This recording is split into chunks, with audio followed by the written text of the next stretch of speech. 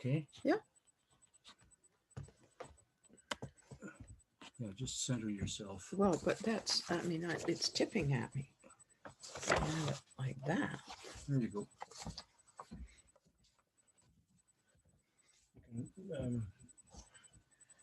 What?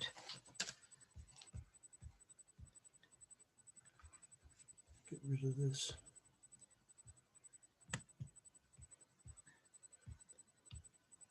There. What are you doing? Getting rid of your other screen so that Well, you I'm fine. can I can hide your voice. Go for it. You got it.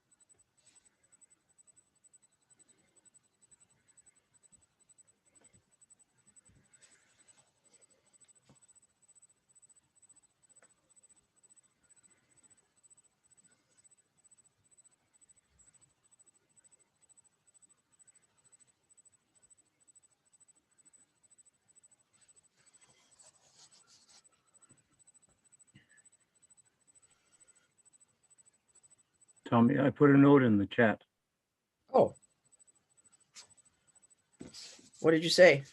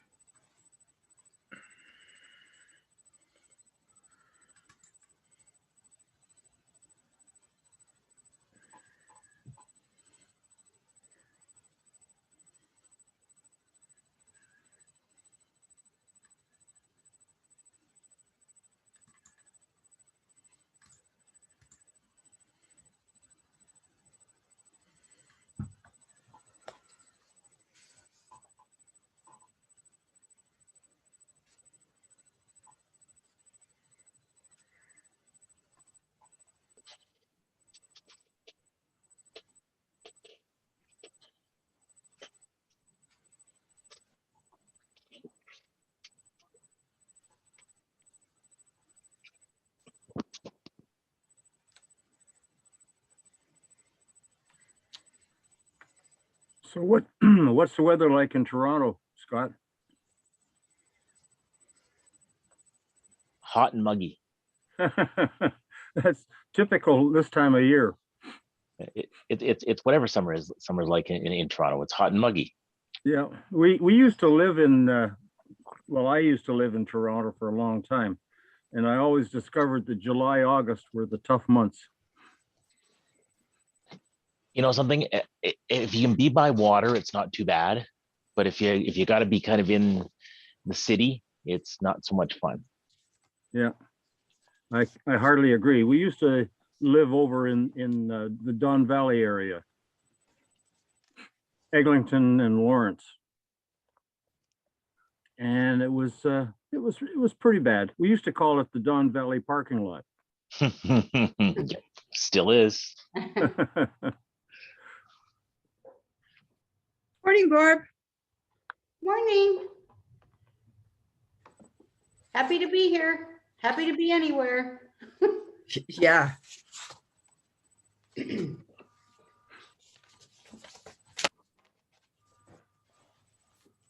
So we're looking forward to this.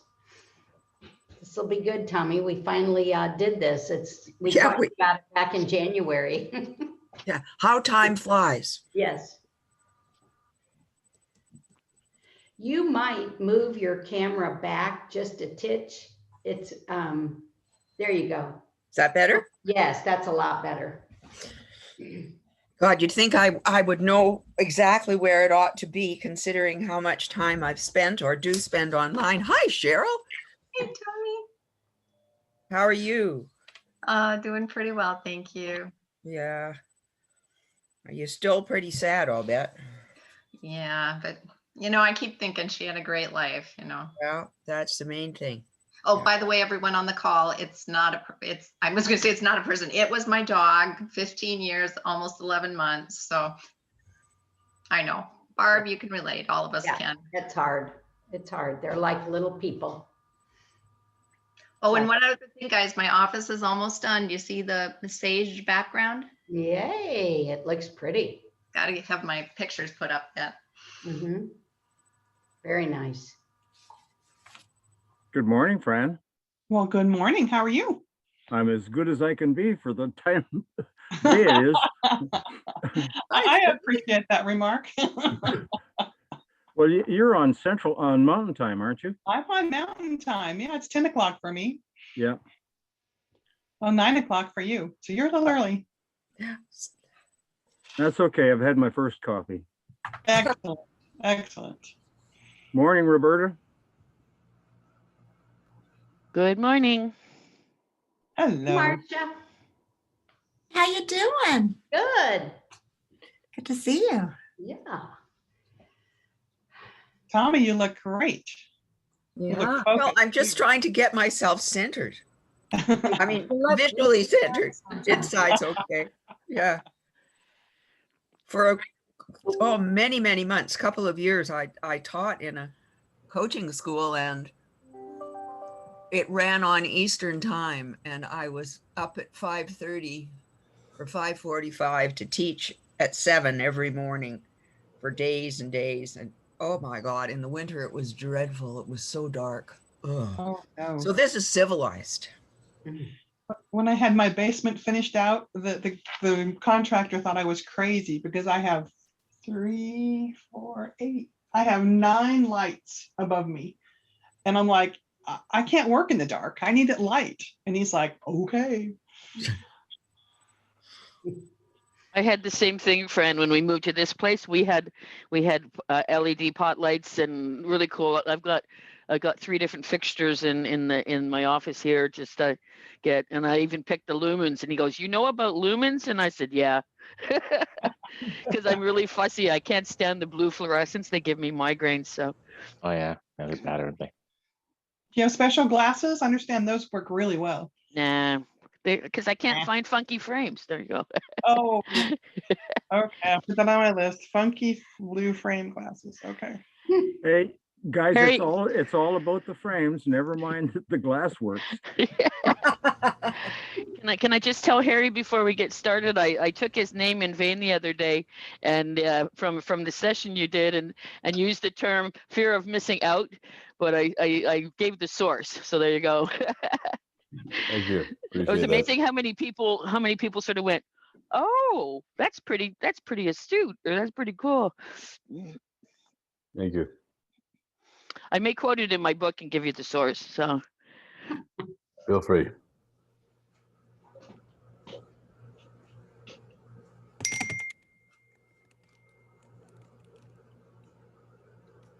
Looks like we're going to have a full house this morning.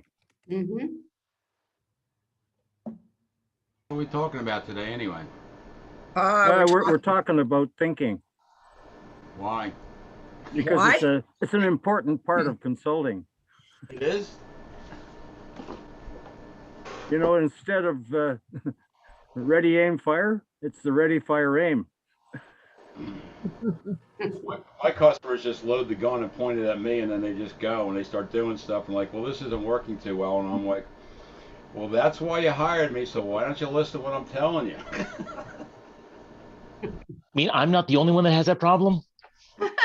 I like what I usually say something like, okay, here are your options, A, B, or C. My preference would be this one. However, it is your business. And then they go off and do D. Okay, or when they Here's do the- D, then they no longer need me. Yeah, Megan's back again. And she looks so cute. or they ask the magic question. So if you were me, what would you do? And I go, no, that's your question to answer. I said I would listen to me. That's what I would say. So Steve, shall we get this show on the road? Oh, no, we're gonna wait a few minutes there, Tommy. That's Okay. great. Yeah, we're at that moment where we're socializing. And we're talking about Roberta's garden.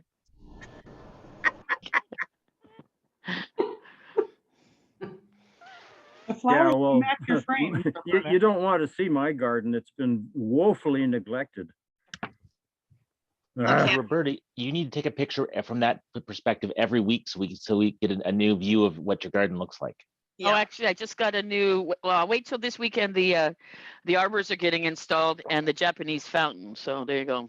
Ooh, So that'll be nice. Oh, You need a continuous update. Yeah. Okay. I'll put that on the action items. Maybe a little time lapse action there, you know? Well, I was gonna, the builders or the contractors want to see befores and afters.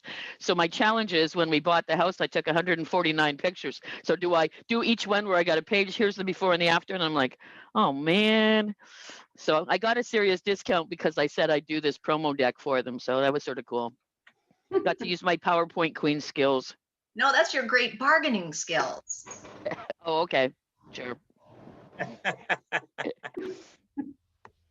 Well, Chatham's not that digitally oriented, so it was sort of like, what do you mean you can do a before and after? And I go, like, it's like sort of like going back 20 years. Like they're not digital. Well, there are some people, but most of the people that you work with, like you have to call them.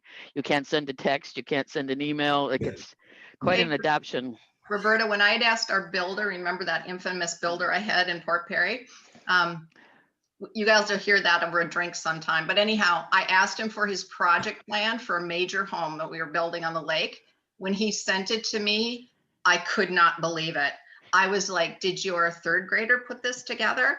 And he's been building for many years. And I actually had the Terry Ann judge say, well, we can't really expect that from builders to have an actual project plan in place. And I'm looking at all, I deal with you guys that have all incredible project plans. And I'm like, you're dealing with a major structure and you had no legitimate project plan. It blew me away. Oh, if he was building a 10 by 10 shed, project plan might be light. Believe me, that's what it looked like he was building.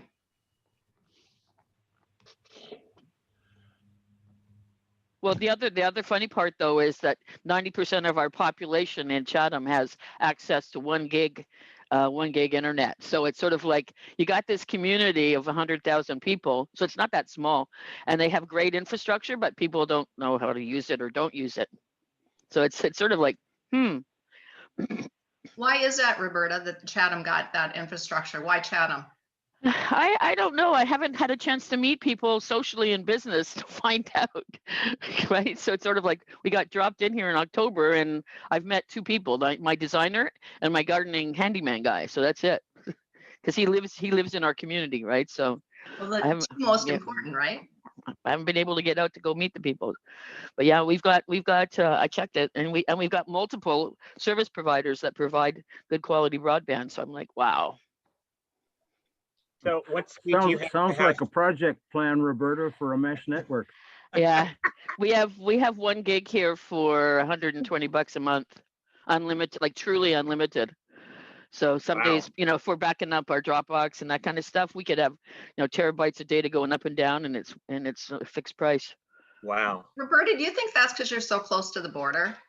I don't know. I don't know, Cheryl, because we're an hour away, but I don't know. They just happened to get funding. Wow. And they did like the old parts of Chatham, and we're actually we're next to a cornfield, so I mean we're sort of near urban, like, and we got it. They put it in. Not that people, there's only about 5 of us out of 52 houses in this area in our community that's using it, but I'm hopefully gonna change that. I got voluntold to be on the board. Question, Roberta, so you're in a big farming area. Do they have a lot of IoT, do you think, there with some of the farming stuff? Well, they actually, a lot of this stuff is automated. So it's automated watering and stuff like that. I don't know if they've IoT'd it, but they do have a lot of e-stores. So actually the agricultural sector here is pretty advanced, both in the farms and how they sell. But the other businesses are not. But yeah, agricultural, they've got automated feeding systems that adjust the fertilizer based on the crop yields. The fish farm went direct with COVID. So he actually bypassed wholesale. So based on the restaurant orders, he actually adjusts the temperature to change the food, to change the growth of the fish. So maybe, maybe it was the farming community driving some of that. Yeah, we have 100,000 acres of greenhouses within 15 minutes. Wow. Yeah. They're all growing weed, aren't they?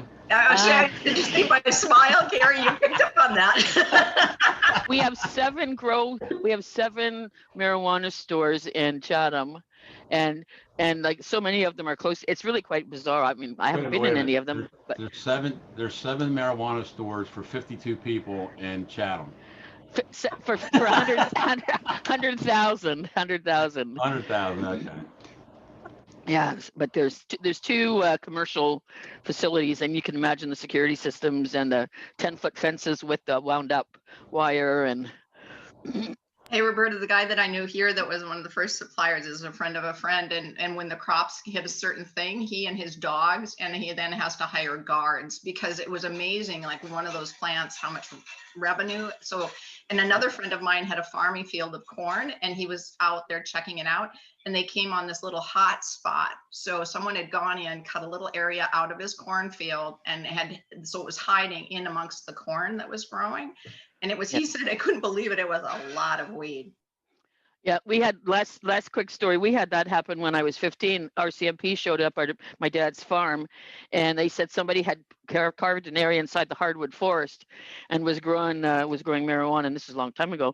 And my dad's like, damn, and I didn't even know. And I said, Dad, would you even know what to do with it? And he goes, I'm not dead and old. I'm like, oh my dad, the stories I don't know about my dad.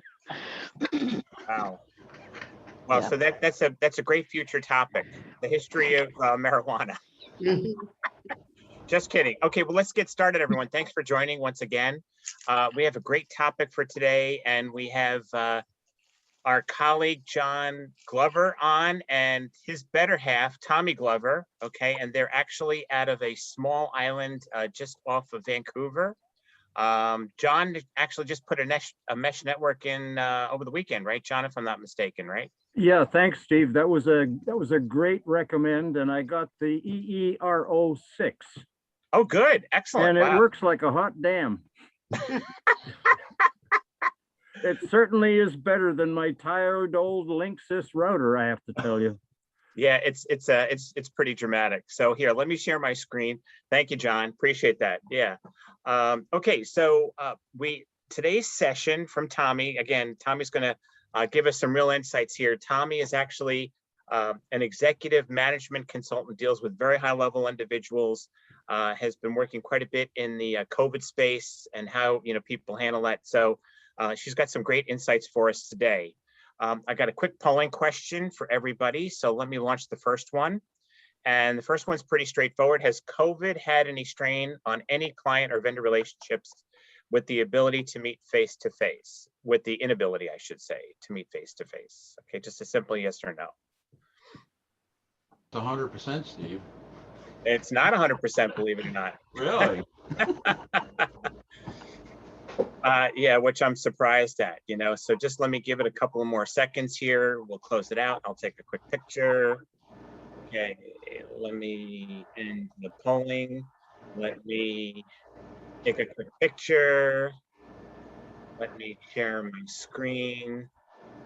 And the results are 2/3 yes, 1/3 no. Wow. Very interesting. I really thought, Gary, it would have been 100%, Right. So let's relaunch it. Okay. Oh, let me just stop sharing. Sorry. Let me go to question number 2. Of those that are yes. Okay. So if yes, to what degree, and anybody can really answer this. It's a general poll. To what degree has it strained or impaired those relationships, 1 to 5, 5 being the highest?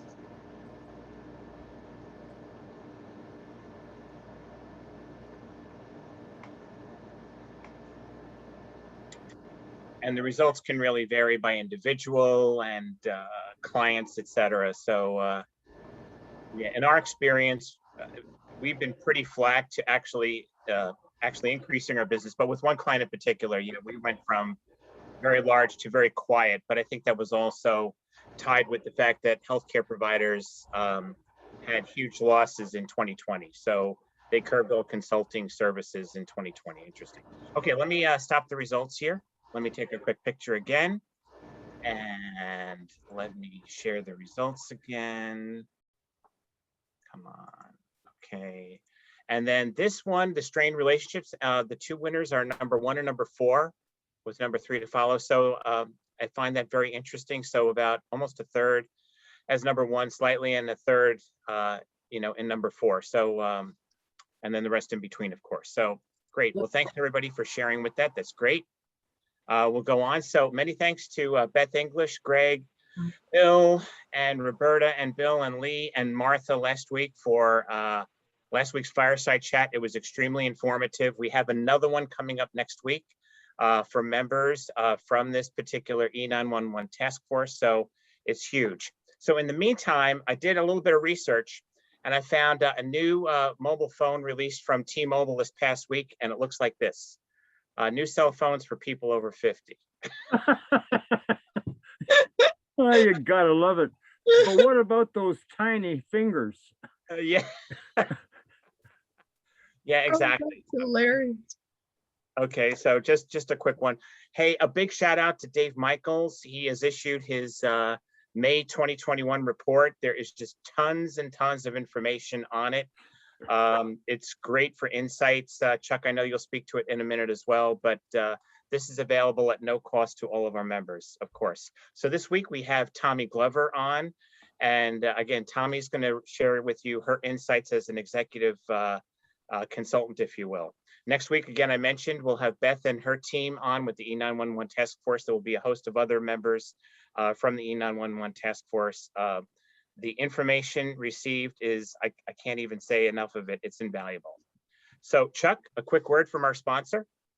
Okay, thanks, Steve. Sure. As everybody knows, we've opened up registration for the San Diego conference, and we're dealing with one issue where people are wanting to book rooms outside of the actual conference, which is great. We're encouraging that because there's so much to do in San Diego in November, but we're still struggling with the hotel to open the block up. So bear with us as we get that resolved. We should have it corrected by tomorrow. If you have made reservations outside of that, I want to make sure we get credit because we have a room commitment we have to make. So bear with us, but let's get on and register for the conference. We're getting a tremendous interest in the Bay Harbor Sunset Cruise. And there was a line from a movie, "We're going to need a bigger boat." Well, it could very well be we're going to need a bigger boat, because not only are folks coming, but they're bringing guests. So it's very important, if you plan on attending the conference, to get in there and register for the conference and the events so we can adequately get a bigger boat. And same thing for the golf. We got a golf outing on Monday, which Coronado, it's a beautiful place to golf in November. And we want to make sure that we have enough room for everybody. So it is first come, first serve. So get in there and get your spot. And yeah, thanks for mentioning Insider Report. What a value this is to SCTC consultants. We're required by our clients to understand what's going on out there, and the amount of research it takes that it would take to learn what we're learning from Insider Reports is incalculable. So definitely a big value. That's all, Steve. Thanks. I just want to shout out to you guys. Don't forget, go on to the website under the conference tab, and you've got a whole list. I know the conference team is doing a great job of keeping us up to date on the schedule. So go check it out. It's all on the website. Okay, great. Thanks, Cheryl. And by the way, this is just a gut, but I think Dave Michaels easily puts 100 hours in a month into this report, the research that he does. So it's pretty invaluable. Let me continue here. Okay, so we're going to have Harry. I'm going to give Harry my screen right now. Harry from, of course, Zoom. He's our global CIO. Harry's going to share with you some insights here on his infomercial, a little bit different this week, but he's got some great value that he wants to share. So Harry, I just released the screen over to you. And thanks for being on, of course. Yeah, so Steve, great to be here. Thank you for the opportunity. Sure. So everybody can see my content, right? Mm-hmm. It's like, you know, we've gone from can you hear me now? Can you hear me and see me now? So Steve, I know I've only got 60 seconds, but I've got, you know, sort of 187 slides, 4 videos, and I got 3 other people joining me. I hope that's fine. Yeah, You know, and 60 seconds, we're going to run over the hour. So I got confused, 60 seconds versus 60 minutes. No, just joking. I got a few slides. I'm going to run through them really fast. And obviously, if people want to do Q&A afterwards, happy to do that. Last 18 months, I know the slide says a year of change. I have to update the slide. We should have it sort of talking forward all the time. But you know, every industry, every company has changed in every geography around the world, whether it's India, France, Germany, US, Australia, New Zealand, Japan. Everything has changed forever. Just a little bit about Zoom. Founded in 2011, as of Q1, north of 5,000 employees, 19 offices, 21 colo data centers. Our Q1 revenue, 956.2 million, growth of 191% year over year.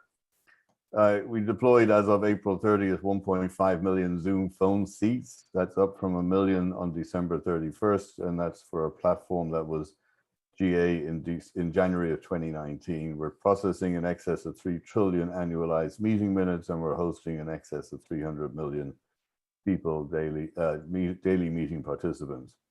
Work is not a place, it's actually something we do. I used to lie to my wife when I said I'm going to go to work in the morning. That wasn't true, I was going to the office. 60% increase in volume of job searches using the remote filter since March.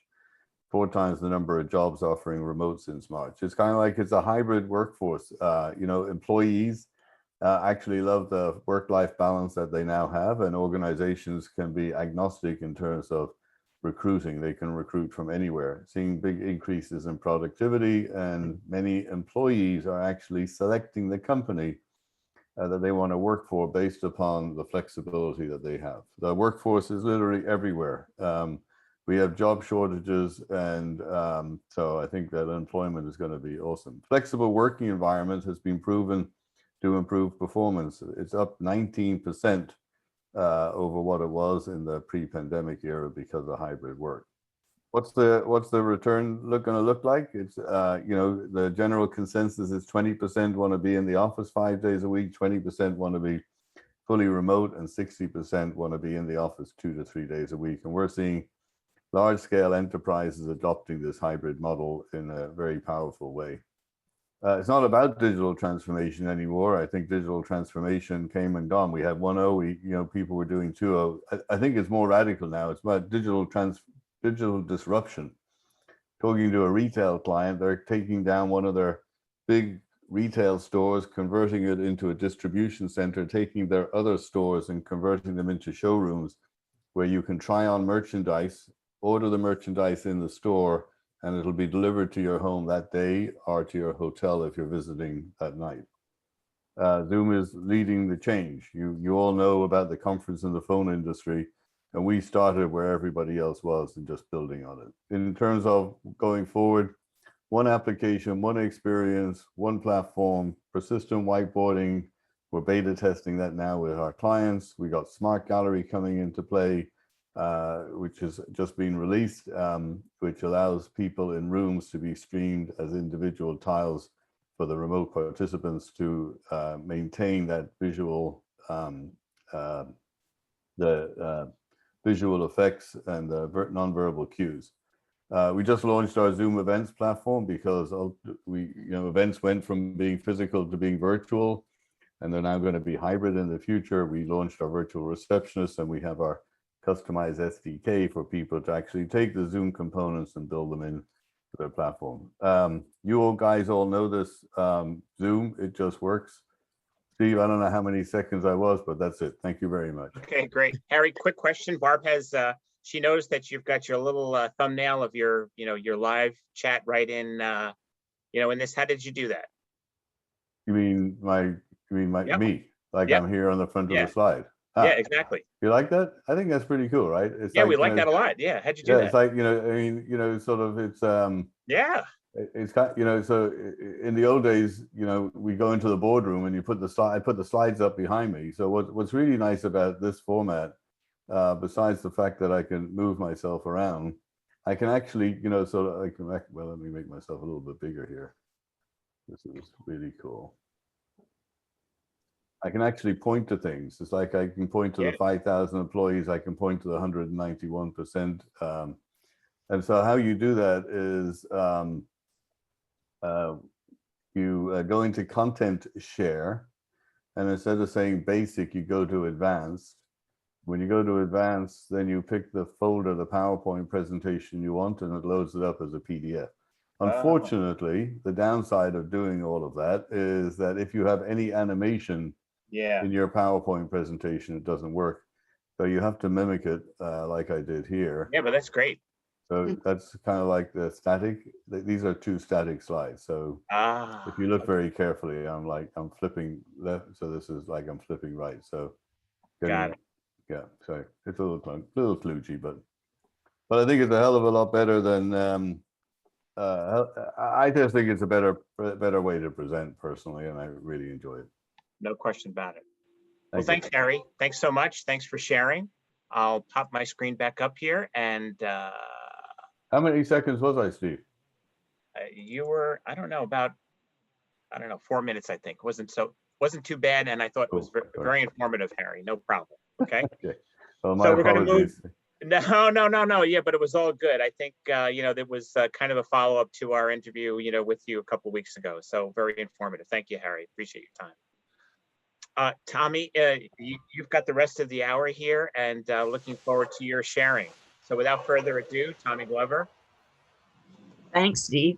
Sure. And Steve's managing the slides, so I really appreciate that. This fits very much with the Zoom world and the live world. So look at it through that kind of lens. And what I'm really interested in is how we connect or not, and the impact that has on everything we do. So next slide, please, Steve. Sure. Okay, hold on, sorry. Okay, there's this whole field called emotional and conversational intelligence, very distinct from artificial intelligence. And it has a huge impact on how we connect, how we're trusted. And by working within the context of this whole field of thinking and doing, we are able to function as a team, we, rather than you and me. And I believe firmly that our technology and consulting are only as effective as our clients' ability to hear and understand us. I think one of the things that Zoom has really done is amplified that for lots of people. Next, please. Sure. Now, there's a lot of information in this presentation, and Steve has the PDF. So if you want that, I don't want to read the slides from beginning to end. You can get that from him. This is hugely important. Richard Boyatis is the chair of organizational behavior at Case Western and recognized as one of the authorities in the field of emotional intelligence, defining it self-awareness, self-management, and relationship effectiveness. He was on a webinar just recently, and this is one of the things he said. All learning and change is stressful. Since our technologies often require steep learning and stress at the pre-COVID level, this leaves most of us impaired cognitively and emotionally. When we add the stress of COVID, it's amazing we aren't all total messes, that we can function cognitively at all. Very sobering. Next, please, Steve. Sure. I'd say, and he said certainly, that we're not coping at anywhere near it. The rate of violence, addiction, and just upset everywhere indicates that. There was a wonderful cartoon, and I wish I tried to find it again. There's a woman, sort of middle-aged plus woman, pouring wine into a glass. And the glass is really large. And she's looking, you can tell she's trying to decide just how much to put into the glass. And the caption was, "It's always 5 o'clock somewhere. Hell, it's COVID everywhere." So, yeah. All the vaccines in the world can't save us from what we call emotional contagion. And this is the really interesting and scary part. And this happens all the time. Our emotions cross boundaries among us at lightning speed and way below consciousness. What we call gut feel is literally driving us. And as a result, most people have stress on steroids. We're not coping at all. Next, please, Steve. Sure. And wearing a mask doesn't help. Think about it this way. Energetically, emotionally, we connect way below the level of consciousness. And so there's several things going on in this picture. The people are talking about something on the screen, but there is also connections going subliminally between these people, which may be positive connections or they may be negative connections. I like this picture because it's obviously multiracial, and we know that there's lots of things that go on at that level. So just be mindful. Next, please, Steve. Sure. So what's really going on here? Our feelings and thinking patterns create an energy that can literally hit other people, and our parasympathetic nervous systems can figuratively get tied up in knots. Now, here's the place where it gets interesting with Zoom. The Economist had a fabulous article a while back about the what goes on for people emotionally, energetically, in a Zoom connection, where most of us spend a great deal of our time. And they pointed out that we're in each other's faces in a way that we wouldn't typically be without that kind of connection. And sometimes we're really very close. I mean, your faces are right there for me, and my face is right there for you. Historically, that intense very close connection would leave us wondering, well, am I going to get a kiss or a smack? We've not yet been able to recalibrate to work with this in a way that doesn't create sometimes a fairly high level of anxiety. And I don't know about you, and I'd be curious to hear what Harry says, is sometimes if I've been for most of the day in meetings or teaching or facilitating on Zoom, I am absolutely exhausted in a way that I'm not typically if I'm working live. Now, I expect most of us will get used to that because I love working on Zoom. I can stay home on my island. But there is something that's happening for many people. And I've talked to clients who are just desperate because they're so tired from being so closely face to face.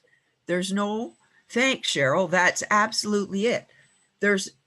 We don't have the personal space when we're connected like this. Maybe we'll develop the capacity to have that, but at this point in time, most people don't, and it can be very, very stressful. So Tony, can I respond? Yes, sure, Harry. So I read a lot of this same sort of commentary about the face-to-face and seeing yourself on video is like exhausting, etc. Putting my logo aside and who I work for a moment, I think just doing audio calls all day would be so boring. Far more stressful, yeah. Not being able to see the nonverbal cues, not being able to see people smiling, people shaking their heads, people nodding, quite honestly, would drive me insane. Absolutely insane.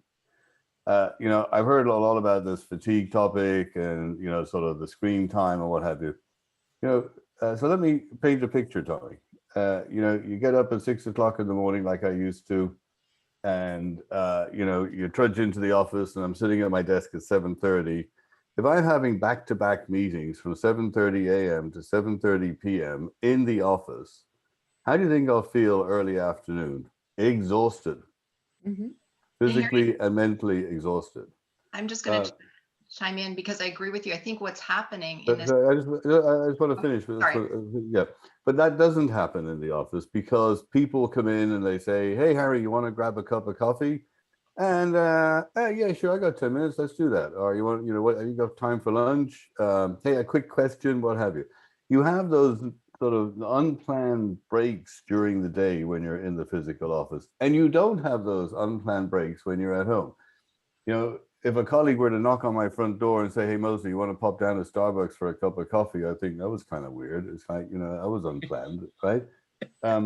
So you need to create those, quote, unplanned breaks in your day. What did I do for 30 minutes before this call? I walked my dog. I left my phone at home and I had a nice walk. I saw a couple of neighbors. I chatted with a friend on the corner who was walking her dog. And so, and so that's my comment. And so I think. And Harry, I'm just going to chime in because you've said exactly what I said about 6 months ago with a few of my friends that hadn't worked from home before, because I've done a lot of this. And what's happening is, you're right, people are not taking breaks. They're going from one video conference to the next, to the next. I have a friend literally that has not stopped working. She'll go 10 or 12 hours. And it's not right. She's not taking the break. So the thing is, this medium is so wonderful, but it's actually a lot of people I know are overworking, partly because they're trying to prove to their boss that they're doing their work. That's one thing. But it's like we're going from meeting to meeting and not even having that time to walk somewhere, which creates a break. And literally we're sitting in improper chairs half the time. So I think the fatigue that Tommy is mentioning, there's a lot of reasons for it. And, I see both sides. And people say, well, take a walk. It's like, take a walk and use your headset walking. No, I'm saying, yeah, take a walk and leave everything at home.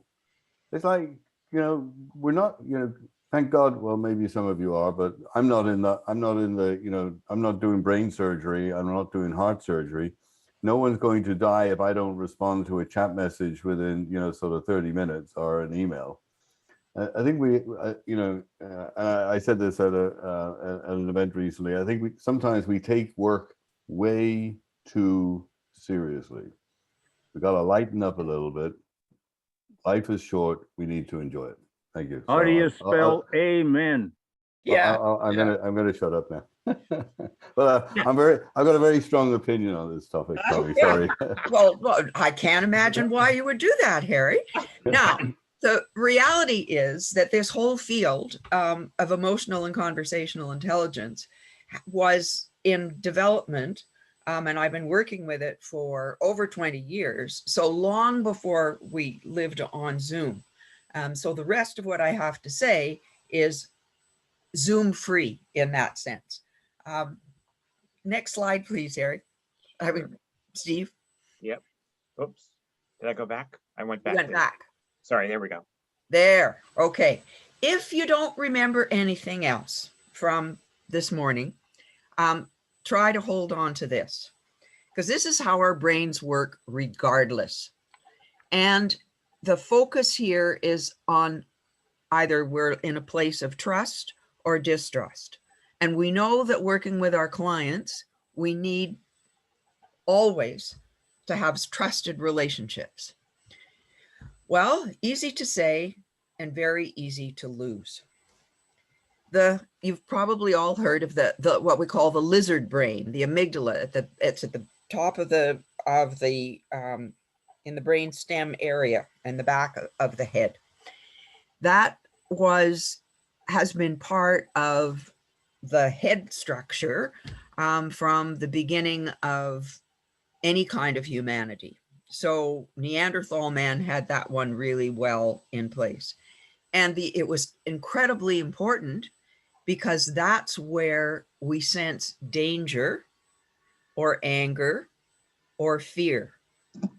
So here's Neanderthal man out doing his thing, and suddenly he is aware that there's some great threatening situation, of woolly mammoth or whatever coming close by. The amygdala goes into high gear and he's going to either fight or flight. It'll depend on what he's got and how he feels. We still do that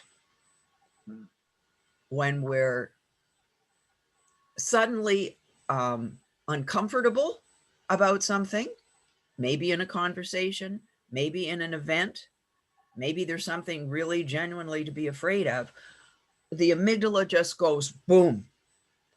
And the challenge with that is there's no ability to be really rational or analyze or think in that part of the brain. It's real primitive stuff, but it's still there. The only place we do our thinking is in the prefrontal cortex up here. And that's where we build trust. Trust in conversation, trust in relationship. We can think, we can feel, but we're not stuck in the flight or fight kind of feelings. There's all kinds of other feelings there. The challenge here is the rate at which we can just get hijacked, and what we call it, the amygdala hijack, when something comes that really takes us down. One of the things that Boyatis talked to us about that day was his concern in seeing the evidence that he was seeing anyway, for the heightened amygdala responsiveness that has been part of the COVID experience and so many other things. I mean, just think about the violence that is everywhere, really scary. Well, that's amygdala in high gear. Now, next slide, please, Steve. Sure, Tommy. Does anybody want to ask any questions about that before I take that away? Tommy? Yes. How has, when you talk about the violence and that, how has the heightened media, I'm thinking back to 9/11, right? We saw the towers go down 8 million times, right? That's embedded in most of our brains. So how has the 365 or more days of COVID on every station almost impacted us? How has the words, and again, Canada is different than the US probably in some of this, but what has been said about that in heightening or this fear, what's going on? Oh, no question.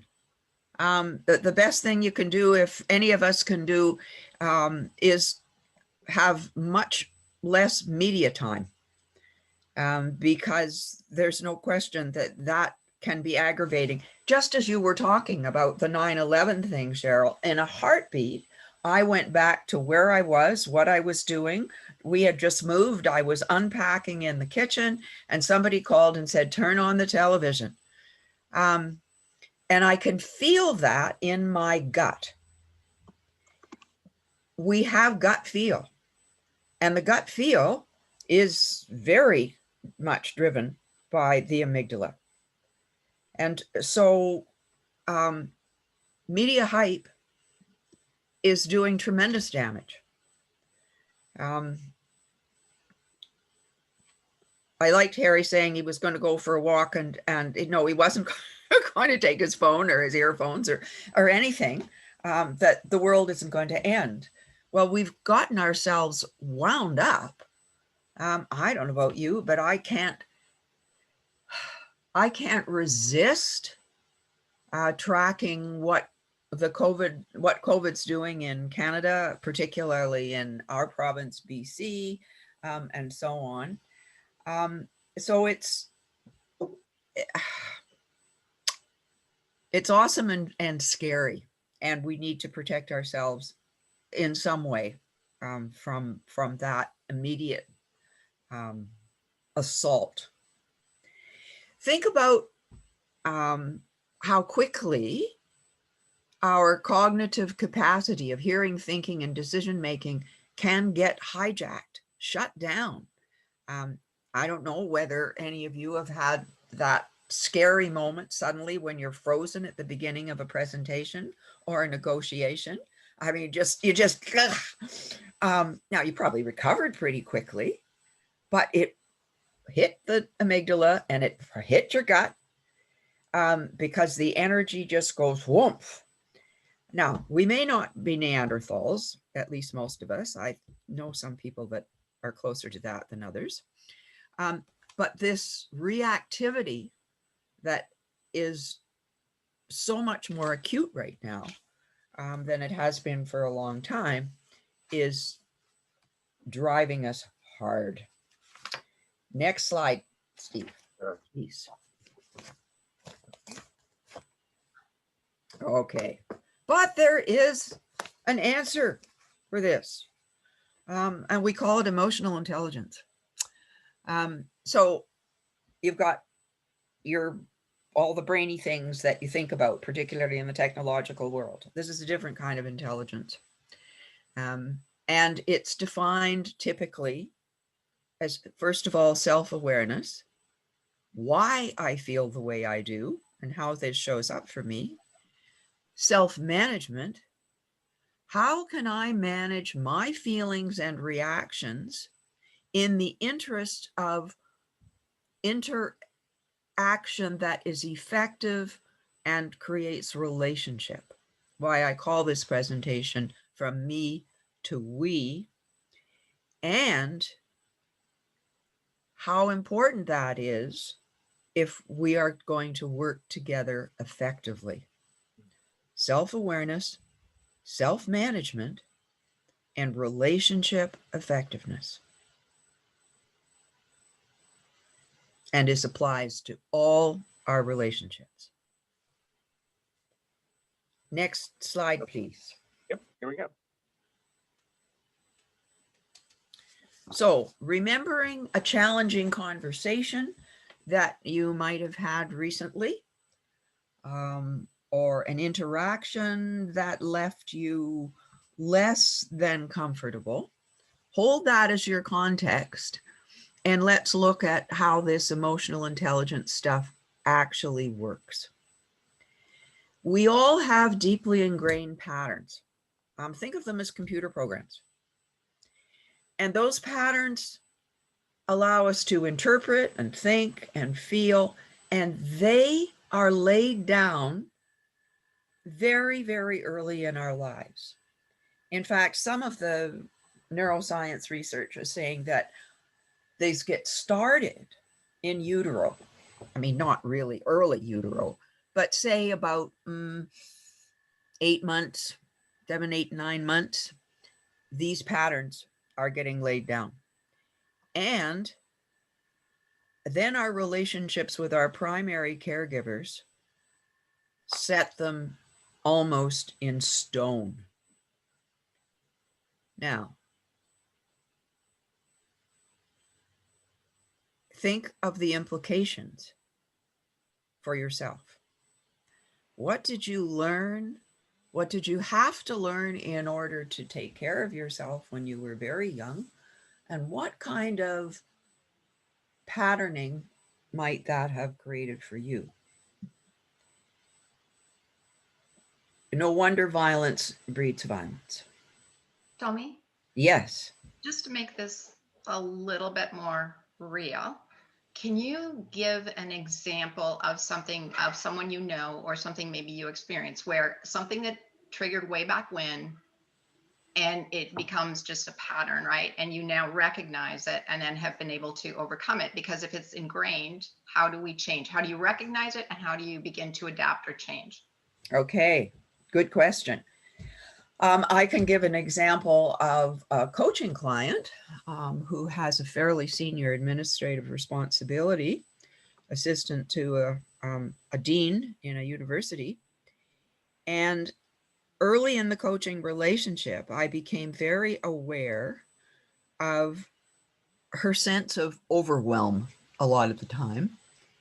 And she often would talk about feeling as if her job was right out of control, that she didn't manage to do things.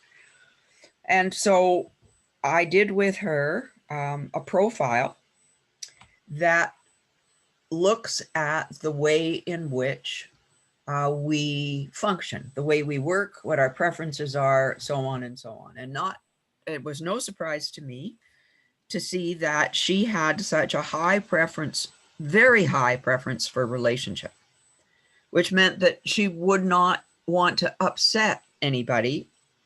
And yet she was in charge of a whole pile of work, which would require accountabilities. And on a hunch, I asked her, so I told her, I said, a lot of these patterns, all of these patterns actually, develop very, very early in our lives. And so you might find it helpful to think about what happened for you as you were growing up that made relationship the most important thing. Well, then she started to talk about a pretty dysfunctional growing up, frankly, a lot of alcohol abuse and so on. And she learned as the oldest child that she needed to take care of everybody and keep everything just calm. And as she talked about that, the light bulbs went on. She said, I never, ever would have connected the way I prefer to work with what I learned as a child and then continued the pattern growing up. And she said it went all the way into my first marriage, which then ended. And so working with her is involving her discovering her own power and responsibility, that in order to do the job she's charged with doing, she actually needs to hold herself accountable and other people accountable.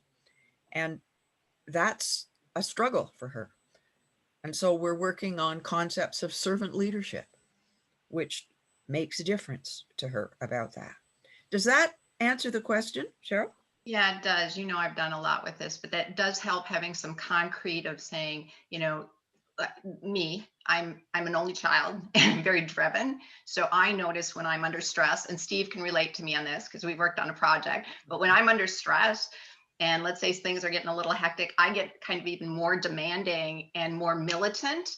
And I have to watch that because people that are around me, I can easily alienate. And it's just when I'm under stress, and that's going into that fear position of, are we going to get this undone on time? Is everything? And I had to really, and it's been a long time to recognize that under stress, that's where I would go. And part of the reason of my upbringing and who I am, where that came from. And that I appreciate you sharing a story, because then it makes it more concrete. Because like you said, recognizing that was really important. And then I actually come into meetings and say, okay, guys, when I'm under stress, be aware. I can get really demanding. And I, you know, it's just not who I am naturally, but under fear of stress, that's where I tend to go. It's called the controlling personality.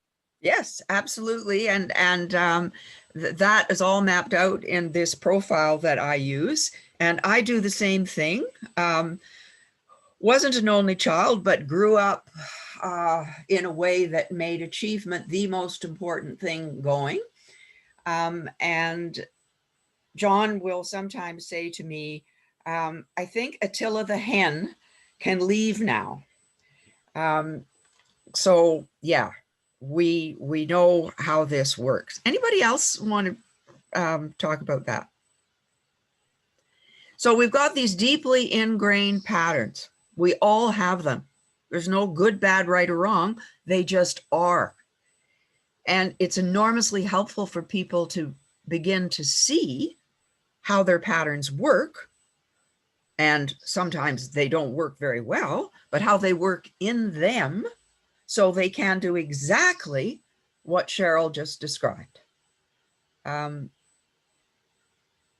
makes an enormous difference. And that is actually the goal of emotional intelligence, to develop this sufficient awareness of how we are, why we are, what we do, so that we can manage that, so that it's not going to get in our way, because it will if we don't manage it. Our ability to be compassionate, interestingly enough, is formed very, very early in our lives. The extent to which we can tune in to the feelings of others. If you think about being a very young child, and I'm talking, I know, a year to 2 at the most, being able to sense the feelings that are going on around them is enormously important. Some people develop a higher level of compassion than others. And you've probably heard the term compassion fatigue. Well, our frontline health workers worldwide are literally dying of compassion fatigue. It's a very serious situation in any of the caring professions, social workers, clergy, anybody that's in that kind of field. They have to be really careful about compassion fatigue. And part of their emotional intelligence, it needs to include becoming aware of when that is becoming an issue for them. You get so used to living with yourself that it just is normal, but it might not be very healthy. Okay, next one, please. Tommy, Yeah. Tommy, Yeah, Roberta just here, just a quick question. Yeah. Having been the CTO for the National Suicide Prevention Service, it was interesting because we have the tools to track.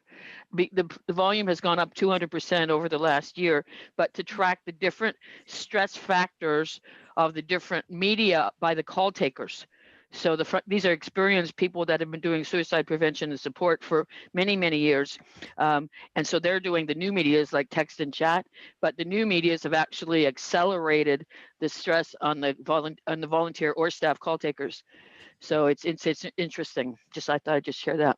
Roberta, can you explain, because I want you to take it a step further, can you explain how the chat is different from the voice for the responders and why it is more stressful? Well, maybe Tommy, we can talk offline. I believe myself, the differences are when you hear it as a call taker, and I've been trained and I've done it, you hear it and it goes through your brain.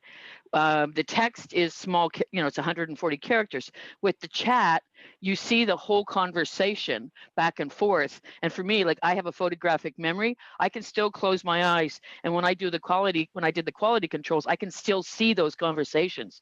I don't know, I'm not a psychologist or psychiatrist, but I think it's the combination of the auditory and the visual. And it became so bad that actually the service had to stop chat because it was so intensely negative, and the call takers were doing meltdowns. So Wow. Do they also have a problem when someone didn't respond? So that the call person contacting them, like again, on voice, you can kind of try and encourage something. Was that an issue at all? Because it's a different medium. It's the one that the person might have wanted to go to, but. yeah. And they just got funding to do some clinical research because all ages are using the new media and preferring, so it's not just because you can't be there, it's just you want the anonymity of the new media. So it's a whole, for me, my big aha, and I don't want to take this off the rails, my big aha was there's a whole new area because of alternate medias of communicating, and it's intensified for the frontline workers that are doing these kinds of intense support. So it's going to be interesting. Maybe it's a new practice area for you, Tommy. Well, yeah. So Tommy, Yeah. just a quick time check. So we've got 1 minute left. So why don't you finish it up with the next slide? And what we'll do is we'll have you back, in the next, 2 to 3 weeks, depending upon your. Okay. All right. Yeah, we'll continue. So. Because I want to find out what to do here, All right. So then I'll skip this slide. Okay. And go to the one that, not the next one, the one after. Okay. Yeah. So what to do? This is not woo-woo. Learn about yourself. Cheryl has done this, and how you might be getting in your own way. Remember, emotional intelligence is about the interaction, effective interaction, self-management, relationship effectiveness. So learn about yourself and what your patterns are, and how to get over yourself in order to create the we spot. Now, there are ways of doing this. There are all kinds of profiles. You've probably done Myers-Briggs, many of you. I work with a strategic, deep kind of profile that has a similar, at least had initially had its foundation there. I work with another one that is really deep. There's lots of ways to do this. And for most people, it's an aha moment or a lot of moments. This is why I do this. And then learn to manage ourselves. Cheryl's example was absolutely brilliant. Excellent. So let me just pause right there, Tommy, not to interrupt you. I apologize. We're at the top of the hour. We obviously want to respect everybody's time here. Thanks. Steve, Yeah. I just want to draw attention to one thing here. Look Sure. at this. Monitor your own stress levels and fill your joy bucket. Beautiful. Whatever it is that really gives you delight and happiness is extremely important right now. Stress lowers our immune systems and ultimately makes us sick. Maybe Harry talks about walking his dog. I go whack golf balls on my practice mat and walk the dog. Whatever you need to do, do it. And then I say, find a coach, but it's not a sales pitch. Okay, Steve, Understood. you can have it all. Great. Thank you, Tommy. Well, again, thanks everybody for joining. We had some great attendance today, as usual, for these fireside chats. We'll have Tommy back. I just got to check her schedule and upcoming events as well. And so again, we'll have E911 for members next week. We will also continue with cybersecurity. We'll have Scott Murphy and a new vendor member, OPSEC, on, and we'll be talking about all about cybersecurity in the next couple of weeks. So plenty of new content coming, and thanks everybody for joining. We'll see you next week. Thanks, guys. Thanks. care, everyone. Take care, everybody. Bye-bye now. Bye-bye. Not going to be looking forward to that cybersecurity, that's for sure. Yeah. Sounds good. I think you're going to have a lot to talk about. Thanks, No, Tom. it's all old stuff now. I'll take pictures. Yeah, all right. Thanks, guys. Have a great day. Thanks, everyone. Bye-bye now.